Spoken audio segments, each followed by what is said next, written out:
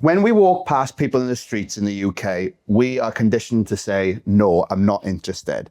So I would recommend that if somebody gives you an objection, you literally just ignore it and you say, look, you're interested in renting out the property, right? Okay, then let's get this sorted. Now, if they don't want to go for that, then you just hear them out.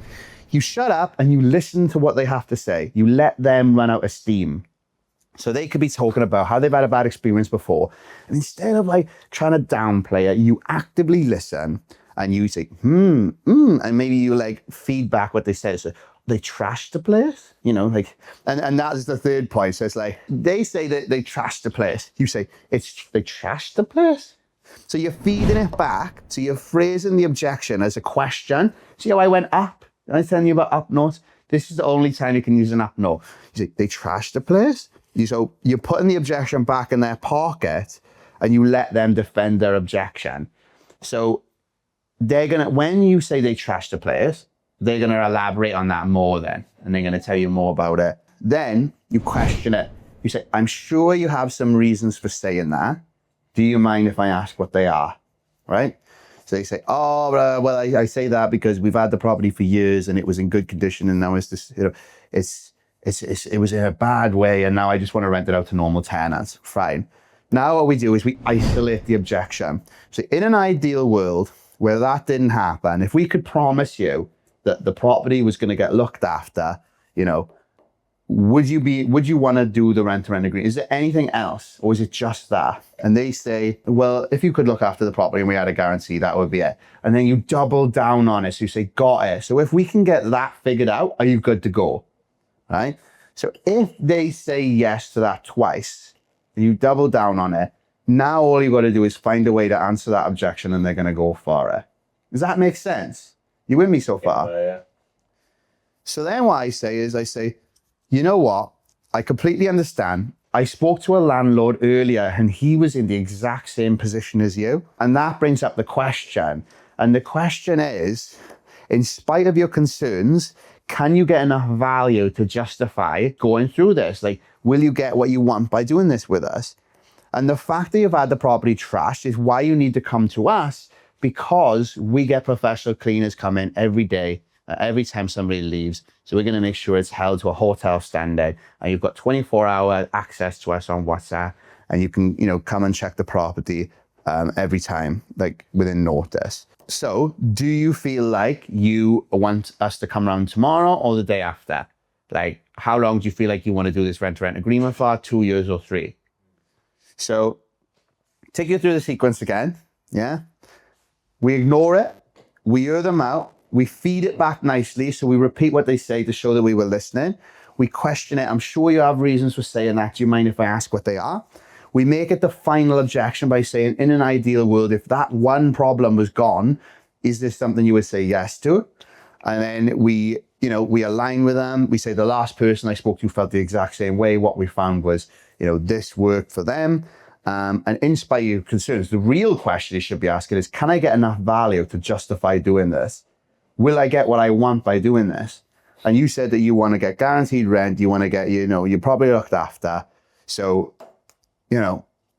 if we were able to handle that, would that be good for you? I was like, yes. And I go, hey, this is why you need to do it. So do you feel like you want to do it for 3 years or would you like to do it for 5? Is that all making sense?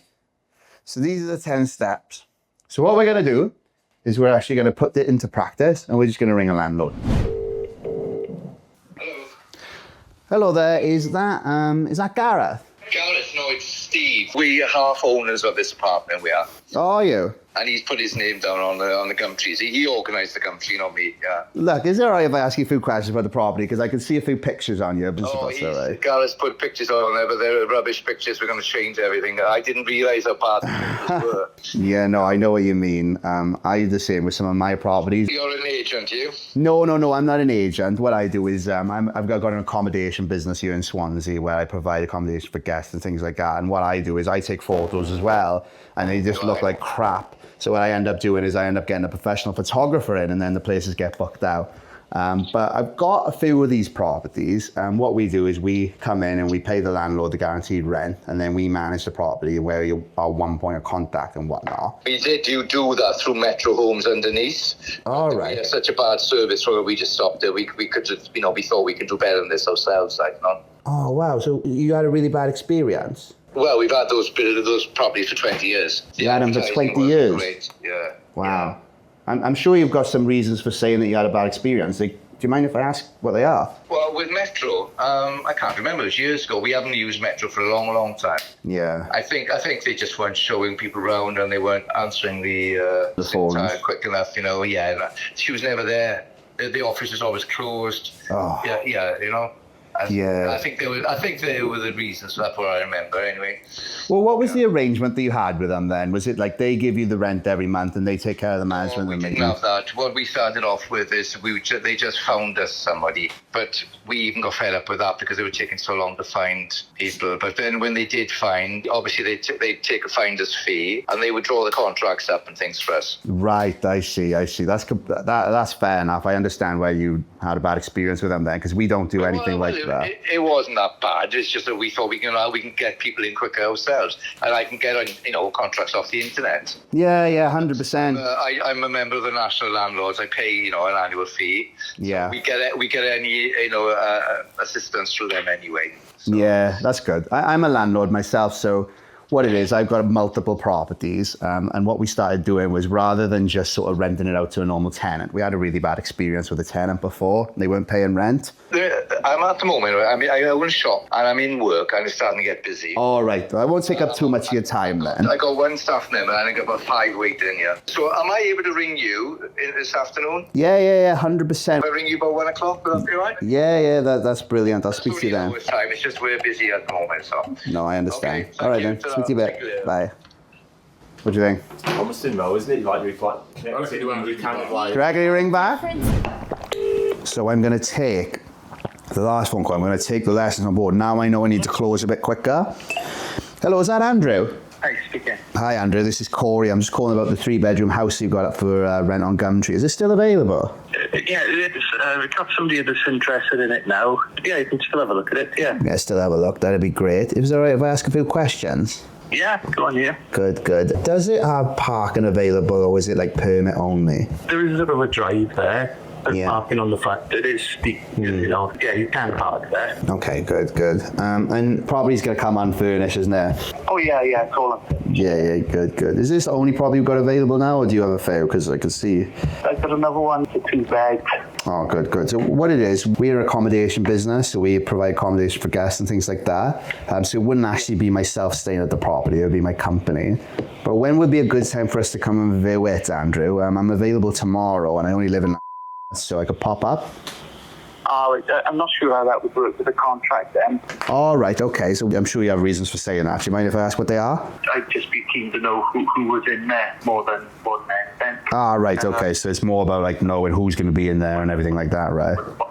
There's a cannabis farm. Oh, no, never. Cannabis farm? Oh, yeah, I've had 2 of them. They're like...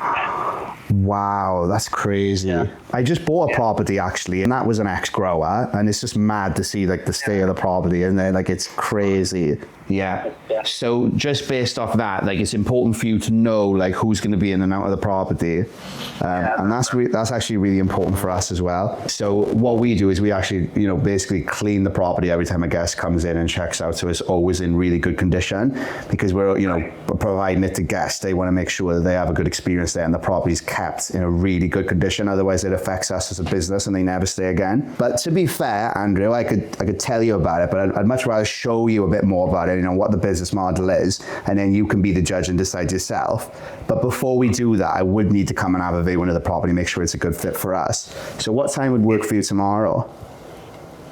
Well, I'm around tomorrow. Probably best give you a bell in the morning. Probably be around about 10 o'clock, if that's all right with you. There we are. Call me then. I'll send you the postcode and whatnot. And I know you said you've got 2 properties. Are they both going to be available? Because we could have a look at both of them. We could work out something. We might be able to take them both on, to be fair. There we are. Thank you. If that's something you would want. Give me a bell in the morning and we'll go from there. If that's all right. Yeah, 100%. Well, look, Andrew, thanks very much for your time today. Have the best day ever, and I look forward to seeing you tomorrow. And you, cheers, man. Cheers, mate. Bye.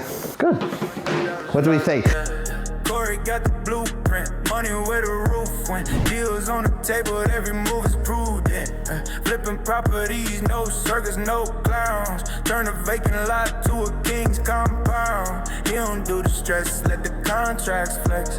Rent the rent move, stacking checks on checks.